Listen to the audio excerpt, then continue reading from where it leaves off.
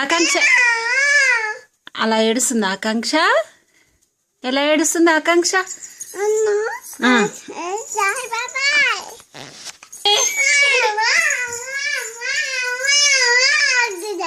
ఎవరు ఎవరు అలా అనేది? అన్నా అన్నా ఆకాంక్ష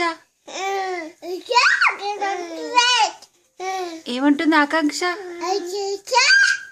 ఎలా ఏడుస్తుంది ఆకాంక్ష? ఆకాంక్ష